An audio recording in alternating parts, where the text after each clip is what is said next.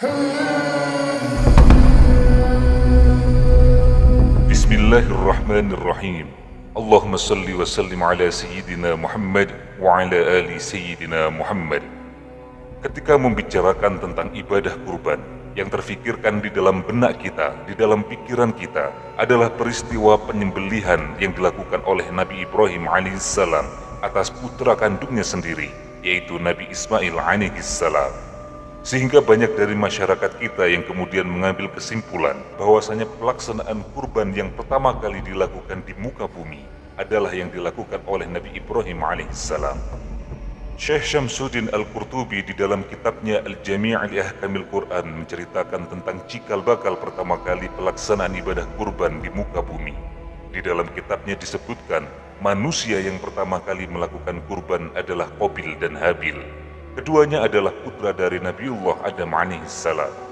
Kejadian itu bermula ketika Nabi Adam diperintahkan oleh Allah untuk menikahkan putra dan putrinya. Di dalam catatan sejarah, Nabi Adam dan Siti Hawa memiliki 2 orang putra dan 2 orang putri. Putra yang pertama bernama Qabil. Ia dilahirkan dengan cara kembar bersama dengan saudari putrinya yang bernama Iqlimia, atau dalam masyarakat kita dikenal dengan nama Iqlima. Kemudian putra Nabi Adam yang kedua bernama Habil. Ia dilahirkan juga bersamaan dengan saudari kembarnya yang bernama Layudza. Oleh masyarakat kita, Layudza lebih dikenal dengan nama Labuda. Di dalam video ini kita akan membahas dan menceritakan 3 fase pelaksanaan ibadah kurban. Fase yang pertama adalah kurban di masa Nabi Adam alaihissalam. Fase kedua adalah perintah kurban kepada Nabi Ibrahim untuk mengorbankan dan menyembelih anaknya sendiri, Nabi Ismail alaihissalam. Fase yang ketiga adalah pelaksanaan kurban di masa Rasulullah SAW. Kita akan menceritakan pelaksanaan kurban dari masa ke masa dengan sudut pandang dan keterangan yang segar dan sedikit berbeda. Ini adalah sisi lain ibadah kurban yang jarang orang sampaikan dan bahkan mungkin tidak pernah sama sekali didengarkan. Tentu saja ini akan menambah khazanah keilmuan sahabat sekalian. Sebelum itu, mari kita dukung channel ini untuk terus berkembang dengan cara mensubscribe, kemudian nyalakan tombol loncengnya di channel ini. Berikan like dan sisipkan komentar di video ini. Share video ini kepada saudara, kawan, dan media sosial Anda. Semoga semuanya dinilai amal jariah oleh Allah karena telah mensyiarkan bagian dari ajarannya kepada manusia. Amin amin Allahumma amin.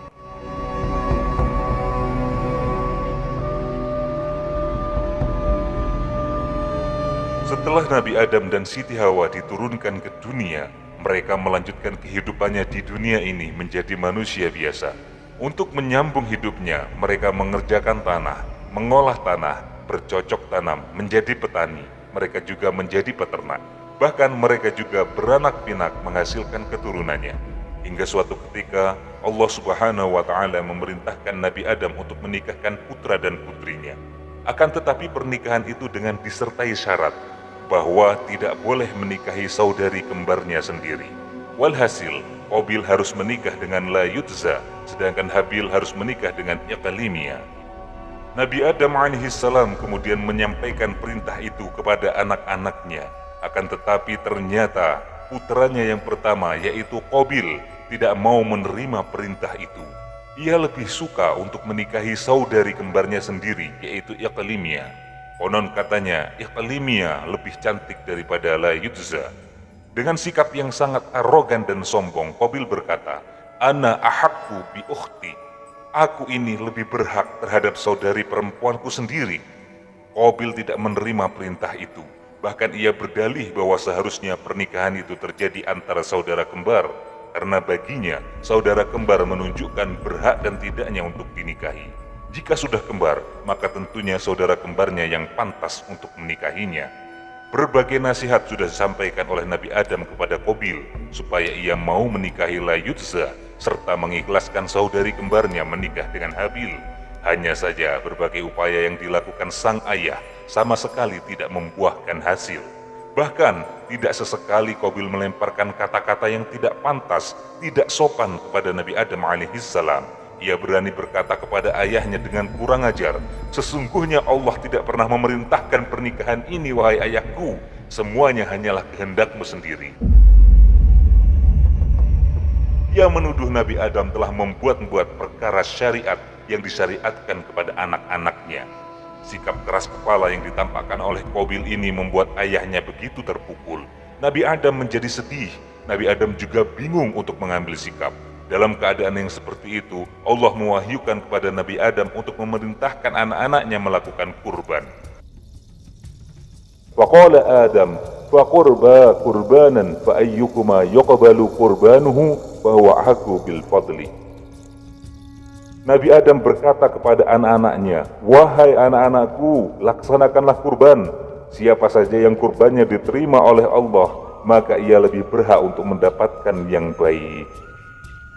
Setelah itu Qabil dan Habil mengadakan kesepakatan untuk melakukan kurban. Mereka juga menentukan waktu pelaksanaan kurbannya dan tempat di mana pelaksanaan ritual itu akan dilakukan.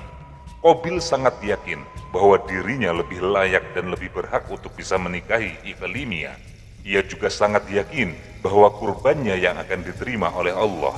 Pada waktu yang telah ditentukan, masing-masing dari Qabil dan Habil sudah siap dengan kurban persembahan. Menurut Syekh Wahbah Az-Zuhaili, Qabil merupakan seorang petani. Ia mengorbankan hasil panennya. Hanya saja ia memilih hasil panen yang paling buruk dan jelek. Bahkan di tengah perjalanan, saat ia melihat ada bulir-bulir yang bagus, yang baik dari hasil panen yang dibawanya, Qabil mengumpulkannya, mengambilinya satu-satu, membersihkannya, kemudian memakannya sendiri. Adapun Habil, ia berprofesi sebagai peternak. Ia membawa kambing ternaknya yang paling baik untuk dikurbankan. Ia sangat berhati-hati ketika memilih hewan kurbannya. Bahkan ia sangat memperhatikan kambingnya yang lain. Ia khawatir jika saja masih ada kambing yang lebih baik dari kurban yang akan ia bawa.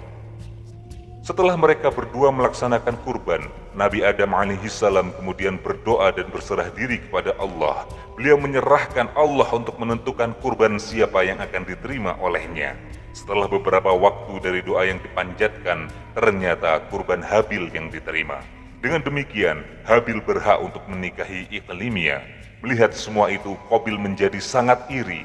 Kemarahannya bertambah, kebenciannya kepada saudaranya menjadi-jadi.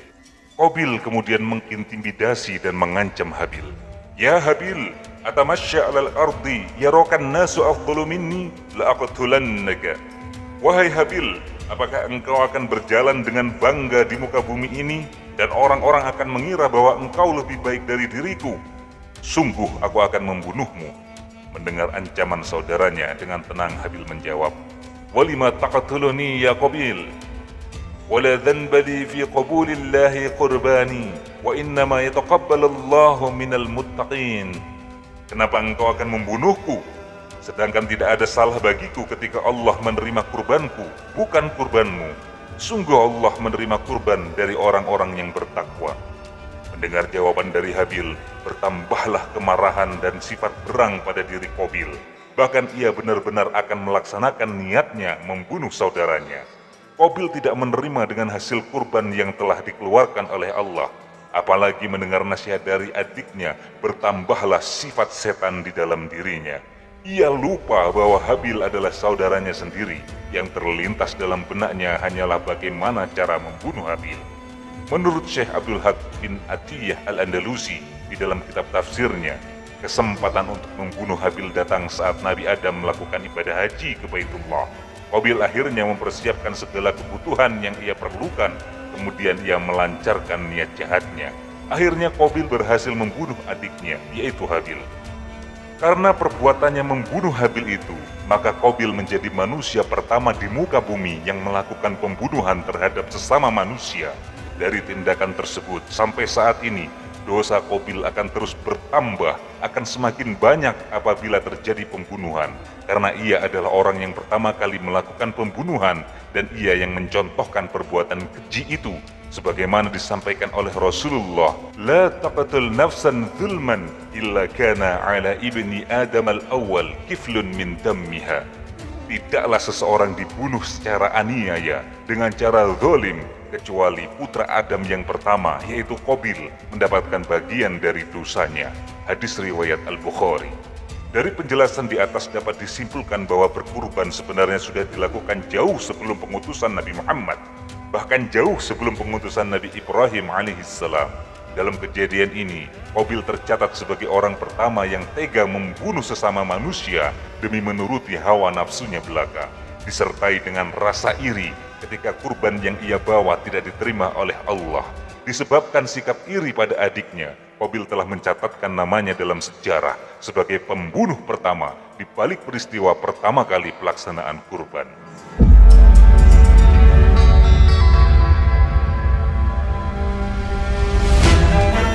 Selain kisah yang diperankan oleh dua putra Nabi Adam alaihissalam, sejarah juga mencatat tentang perjalanan Nabi Ibrahim alaihissalam yang harus mengorbankan putranya yaitu Nabi Ismail alaihissalam. Peristiwa itu terjadi setelah meledaknya tragedi pembakaran Nabi Ibrahim yang dilakukan oleh Raja Namrud dan anak buahnya. Hanya saja, sebagai bukti kenabian, salah satu mukjizat Nabi Ibrahim, Allah menyelamatkannya dengan memerintahkan api yang membakar tubuhnya untuk menjadi dingin, sejuk dan mendamaikan bagi Nabi Ibrahim. Setelah peristiwa pembakaran itu, Nabi Ibrahim memutuskan berpindah. Beliau meninggalkan negerinya dan kaumnya. Di negeri tersebut beliau hanya memiliki dua orang pengikut, satu orang perempuan dan satu orang laki-laki.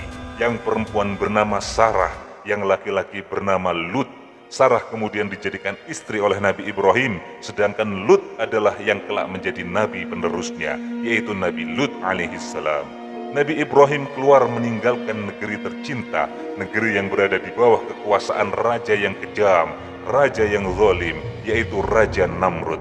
Negeri itu sekarang bernama kota Urfa yang terletak di negara Turki. Nabi Ibrahim pergi berhijrah ke kota yang bernama Aur dan kemudian ke kota lain yang bernama Haran. Kemudian beliau pergi ke Baitul Maqdis Palestina bersama istrinya, satu-satunya wanita yang beriman kepadanya. Satu-satunya lelaki yang beriman kepada beliau juga menyertai perjalanan hijrahnya. Beliau adalah Lut alaihissalam. Sarah istri Nabi Ibrahim alaihissalam tidak memiliki anak sampai berusia tua. Ia melayani kebutuhan Nabi Ibrahim seorang diri. Melihatnya kerepotan, raja memberinya seorang pembantu asli Mesir yang dapat membantu kegiatan mereka. Bersamaan dengan itu, Nabi Ibrahim semakin tua, rambutnya memutih, badannya melemah, tenaganya semakin hari semakin lemah. Sarah kemudian berpikir bahwa ia dan Nabi Ibrahim tidak akan pernah mempunyai anak. Lalu Sarah merencanakan untuk menikahkan wanita yang membantunya itu menjadi istri kedua Nabi Ibrahim. Siapakah nama wanita yang menjadi pembantu mereka? Wanita itu bernama Siti Hajar. Akhirnya Sarah menikahkan Nabi Ibrahim dengan Siti Hajar. Dari pernikahannya dengan Siti Hajar itu kemudian lahirlah seorang anak laki-laki. Anak itu diberi nama sendiri oleh Nabi Ibrahim dengan nama yang sangat indah, yaitu Ismail. Pada suatu hari Nabi Ibrahim mengajak istrinya Hajar untuk bersiap-siap dan membawa anaknya untuk melakukan sebuah perjalanan yang jauh. Nabi Ismail masih menyusu pada ibunya. Mereka berjalan sangat jauh, melewati tanah yang penuh dengan tanaman, melewati gurun, melintasi hutan, melewati padang-padang ilalang. Kemudian mereka memasuki sebuah tanah yang sekarang dikenal dengan tanah Arab. Nabi Ibrahim menuju ke suatu lembah yang di dalamnya tidak ada tanaman, tidak ada buah-buahan, tidak ada pepohonan, tidak ada makanan, dan tidak ada sumber air. Lembah itu kosong dari tanda-tanda kehidupan. Lalu Nabi Ibrahim sampai ke lembah. Beliau turun dari atas punggung hewan tunggangannya, lalu beliau menurunkan istri dan anaknya di tempat itu. Mereka ditinggalkan di sana. Mereka hanya dibekali dengan makanan dan sedikit air. Itu tidak cukup untuk kebutuhan mereka 2 hari. Ketika Nabi Ibrahim mulai meninggalkan mereka perlahan-lahan, tiba-tiba istrinya segera menyusulnya. Ia berkata kepada suaminya, "Wahai suamiku, kemana engkau akan pergi? Mengapa engkau meninggalkan kami di lembah ini? Padahal di sini tidak terdapat apapun untuk bisa kami makan. Kami tidak mempunyai tempat tinggal, kami tidak mempunyai minuman, tidak ada yang bisa kami makan, tidak ada tempat kami untuk berteduh, wahai suamiku." Nabi Ibrahim tidak segera menjawab. Beliau tetap berjalan. Istrinya pun mengulangi perkataannya tadi, "Wahai suamiku, kemanakah engkau akan pergi? Mengapa engkau meninggalkan kami di lembah ini? Padahal di sini tidak terdapat apapun." Nabi Ibrahim tetap diam. Beliau tidak menjawab sepatah kata apapun. Dan lihatlah saudara-saudara sekalian, apa yang selanjutnya dikatakan oleh seorang istri solihah terhadap suaminya. Apa yang dikatakan oleh seorang istri yang solihah dan bentuk kepasrahannya kepada Tuhannya. Siti Hajar kemudian berkata, "Wahai suamiku, apakah Allah yang memerintahkan demikian ini? Apakah Allah yang memerintahkan engkau untuk meninggalkan kami di sini?" Kemudian Nabi Ibrahim alaihissalam menjawab, "Iya, benar wahai istriku. Allah yang memerintahkanku untuk meninggalkan kalian berdua di sini." Istri solihah itu kemudian berkata, "Wahai suamiku, jika Allah yang meminta hal ini, tentu kita tidak akan disia-siakan olehnya. Allah memerintahkan sesuatu, pasti ia akan bertanggung jawab terhadap hal itu." Siti Hajar pun berbesar hati. Ia sangat ikhlas ditinggalkan di gurun pasir nan tandus itu. Nabi Ibrahim kemudian melanjutkan pergi ke suatu tempat. Beliau mendaki sebuah gunung, kemudian beliau mengangkat kedua tangannya dan berdoa kepada Allah, "Ya Allah, sesungguhnya aku telah menempatkan sebagian keturunanku di lembah yang tidak mempunyai tanaman-tanaman, lembah di dekat rumah Engkau, yaitu Baitullah yang dihormati." Quran Surat Ibrahim ayat 37. Saat itu Baitullah Ka'bah belum dibangun. Nabi Ibrahim kemudian meninggalkan istrinya dan anaknya yang masih menyusu di padang Sahara. Ibu Ismail menyusui anaknya dan mulai merasakan kehausan. Saat itu matahari bersinar sangat panas, membuat manusia mudah merasa haus. Setelah 2 hari, habislah air, keringlah air susu Hajar. Hajar dan Ismail merasakan kehausan yang luar biasa. Makanan mereka sudah habis. Saat itu mereka merasakan kesulitan yang luar biasa. Ismail mulai menangis kehausan. Hajar kemudian meninggalkannya untuk mencari air. Ia berjalan dengan cepat hingga ia sampai di suatu gunung yang bernama Sofa. Ia menaikinya, meletakkan kedua tangannya di atas keningnya untuk melindungi matanya dari sengatan matahari. Ia kemudian mencari-cari sumber air, atau mencari sumur, atau mencari seseorang yang dapat membantunya. Ia berharap akan bertemu dengan kafilah, bertemu musafir yang dapat menolongnya, atau sekedar mendapatkan berita baru tentang hal apa yang terjadi di luar sana. Namun, semua harapan itu tidak ada yang tercapai. Ia segera turun dari sofa. Ia mulai berlari-lari kecil melalui suatu lembah dan sampai ke suatu gunung yang bernama Marwa. Ia pun mendakinya. Ia ingin melihat apakah ada orang lain selain mereka berdua di gurun itu. Tetapi ia tidak dapat melihat seorang pun di sana. Hajar kemudian kembali kepada Ismail. Ismail kecil masih dalam keadaan menangis. Rasa hausnya semakin menjadi-jadi. Hausnya semakin bertambah. Ia segera menuju ke sofa dan berdiri lagi di atasnya. Kemudian ia menuju lagi ke Marwa. Kemudian melihat-lihat lagi. Ia mondar-mandir, pulang dan pergi antara gunung yang kecil itu sebanyak 7 kali. Oleh karenanya sampai sekarang orang-orang yang haji wajib melakukan sa'i, yaitu berlari-lari kecil antara Sofa dan Marwa sebanyak 7 kali. Ini adalah sebagai peringatan dan muhasabah atas peristiwa agung yang dialami Siti Hajar dan Nabi Ismail. Setelah putaran ke-7, Siti Hajar kembali dalam keadaan letih.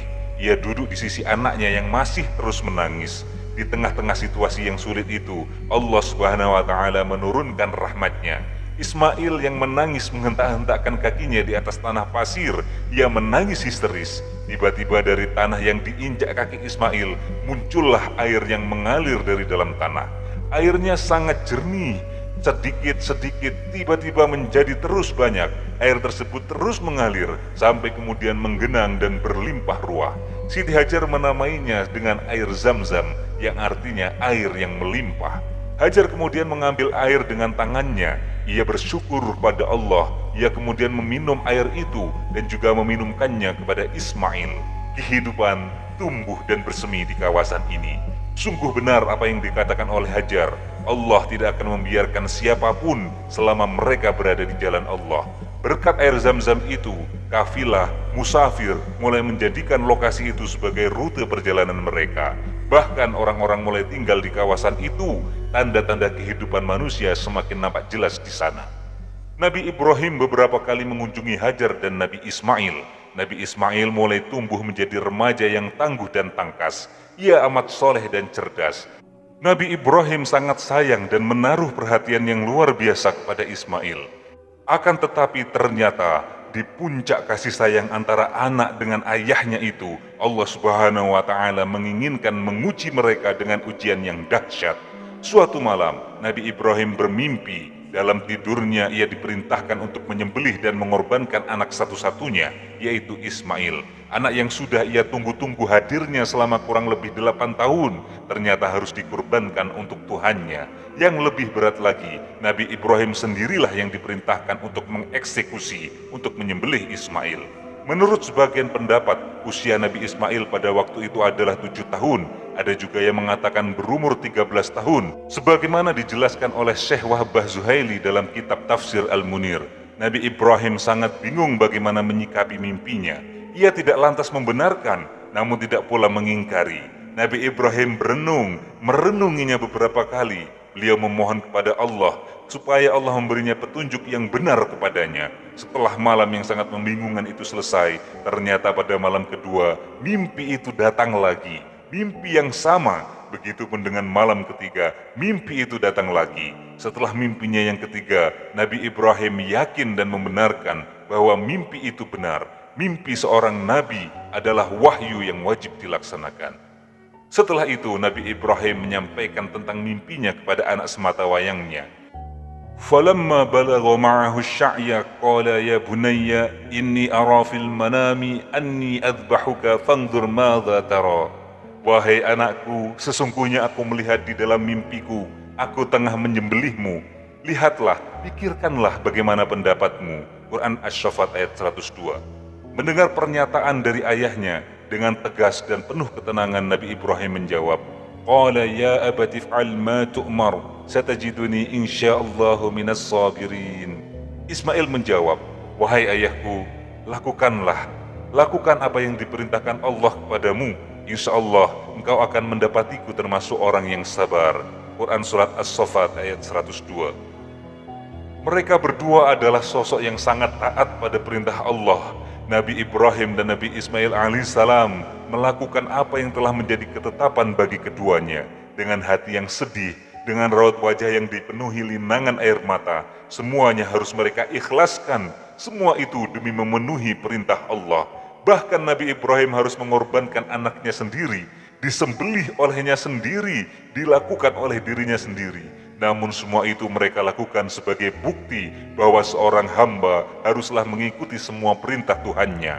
Kejadian itu juga merupakan contoh keteladanan luar biasa yang harus dilakukan oleh umat Islam setelahnya, bahwa tidak ada yang lebih mulia selain mengikuti perintah Allah, dan tidak ada kenikmatan yang lebih sempurna selain menjalankan semua kewajiban darinya. Setelah keduanya sepakat untuk melakukan penyembelihan itu, Nabi Ibrahim kemudian membawa Nabi Ismail ke Mina, yaitu lokasi eksekusi terhadap Ismail. Saat-saat terakhir yang penuh dengan kesedihan, Nabi Ismail, Nabi Ibrahim, keduanya sama-sama berlinangan air mata, keduanya berpelukan. Kemudian Nabi Ismail ditidurkan di atas ranjang eksekusi. Nabi Ismail kemudian berkata kepada ayahnya dengan suara yang sendu, Ya abati, usdud ribati, hatta la attariba, waqfuf anni thawbaka hatta la yatalattakh min dammi, fatarahu ummi fatahzan, wa asri' marra as-sikkin ala khalki, liyakuna ahwana lil mauti alayya, fa idha ataita ummi, faqara'a alaiha as-salama minni. Saudara-saudaraku, dengarkanlah apa yang dikatakan oleh anak soleh kepada ayahnya. Wahai ayahku, kencangkanlah ikatanku agar aku tidak bergerak. Sing-singkan bajumu agar darahku tidak mengotori bajumu. Jika nanti bajumu kotor, ibu melihat bercak darah itu, maka ia akan bersedih. Percepatkanlah gerakan pisau itu di leherku agar terasa lebih ringan bagiku, karena sungguh kematian itu sangat dahsyat. Apabila engkau telah kembali, maka sampaikanlah salamku kepada ibuku. Setelah mendengar ucapan anaknya, Nabi Ibrahim menangis terseduh-seduh. Kemudian beliau ciumi Nabi Ismail berkali-kali dengan perasaan yang sangat sedih. Dengan linangan air mata, Nabi Ibrahim sebagai ayah dari anaknya menjawab, Na'am ya bunayya, al-aunu anta ya bunayya ala amrillah. Wahai anakku, sungguh sebaik-baiknya pertolongan adalah engkau, wahai anakku, pertolongan dalam menjalankan perintah Allah. Setelah perbincangan antara keduanya selesai, meledaklah tangisan mereka. Nabi Ibrahim tidak bisa menahan air matanya untuk tidak mengalir. Di satu sisi ia harus melaksanakan perintah Allah, di sisi yang lain ia sangat sayang kepada anaknya. Namun sebagai seorang yang taat terhadap perintah Allah, Nabi Ibrahim harus merelakan anaknya menjadi korban saat itu. Begitupun dengan Nabi Ismail, ia masih tidak ingin berpisah dengan ayah dan ibunya. Namun adanya perintah Allah harus lebih ia kedepankan dari yang lain. Nabi Ibrahim melakukan apa yang telah disampaikan putranya. Kemudian Nabi Ibrahim menciumnya dengan penuh kasih sayang dan linangan air mata. Akhirnya ia mengambil pisau untuk menyembelihnya. Setelah pisau itu sudah ada di tangannya, ia meletakkan pisau tajam itu ke leher Nabi Ismail. Namun keajaiban datang dari Allah. Pisau itu ternyata sama sekali tidak melukai Nabi Ismail. Beberapa kali Nabi Ibrahim mengulanginya, namun tetap sebagaimana semula. Jangankan membuatnya luka, bahkan pisau itu tidak memberi bekas apapun pada anak semata wayangnya. Nabi Ismail kemudian berkata kepada ayahnya, "Wahai ayahku, palingkanlah wajahku supaya tidak terlihat olehmu. Karena sesungguhnya jika engkau melihat wajahku, engkau akan merasa kasihan dan iba. Perasaan iba itu dapat menghalangi kita untuk melaksanakan perintah Allah. Apalagi di depan mataku terlihat kilauan pisau yang sangat tajam. Tentu itu membuatku ketakutan." Lagi-lagi sosok Ismail sangat berperan dalam menjalankan perintah Allah ketika Nabi Ibrahim harus melakukan perintah yang tidak bisa diterima oleh akal manusia. Kemudian Nabi Ibrahim menuruti permintaan anaknya. Dia palingkan wajah Ismail supaya tidak menghadap ke wajahnya. Akan tetapi yang terjadi tetap sama. Pisaunya yang sangat tajam tetap tidak bisa melukai Nabi Ismail. Berbagai macam pertanyaan muncul saat itu.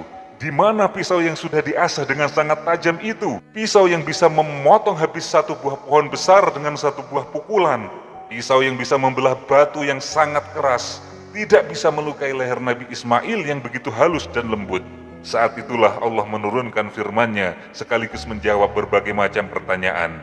وَنَادَيْنَاهُ أَيَّ إِبْرَاهِيمُ قَدْ صَدَقْتَ الرُّؤْيَا إِنَّا كَذَلِكَ نَجْزِي الْمُحْسِنِينَ إِنَّ هَذَا لَهُوَ الْبَلَاءُ الْمُبِينُ وَفَدَيْنَاهُ بِذِبْحٍ عَظِيمٍ وَتَرَكْنَا عَلَيْهِ فِي الْآخِرِينَ.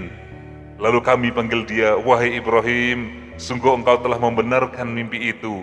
Sungguh demikianlah kami memberi balasan kepada orang-orang yang berbuat baik. Sungguh ini benar-benar suatu ujian yang nyata. Kami tebus anak itu dengan seekor sembelihan yang besar.